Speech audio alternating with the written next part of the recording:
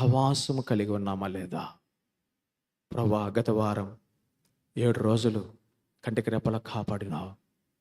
ఎంత సమయం ఇచ్చినావు నాకు. సమయాన్ని వృధా చేసినాం. న్యూస్ పేపర్ అక్కడ ఉంటుందండి, ఒకవైపు బైబిల్ అక్కడ ఉంటుంది.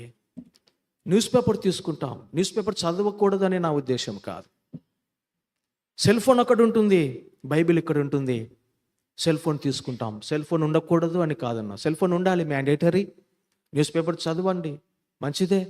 కానీ ఎంతసేపు అని 24 గంటలలో వాటిని ఎంతసేపు మనం తీసుకుంటున్నాం, వాడుతున్నాం? బైబిల్లో ఉన్న వాక్యాన్ని ఎంతసేపు చదివినాం? సెల్ ఫోన్లో ఉన్న వాట్సాప్ మెసేజ్లు, టెక్స్ట్ మెసేజ్లు, ఇన్స్టాగ్రామ్లు ఎంతసేపు అవి చదువుతుంటున్నాం? బేరీజ్ చేద్దాం, కంపేర్ చేద్దాం. అంటే సెల్ ఫోన్కి ఇచ్చే ఆ సమయం బైబిల్ రీడింగ్కి మనం ఇవ్వడం లేదు. అంటే సెల్ ఫోన్ కంటే తీసిపోయింది బైబిల్. న్యూస్ పేపర్ కంటే అధ్వానం అయిపోయింది దేవుని వాక్యం మన జీవితాలలో.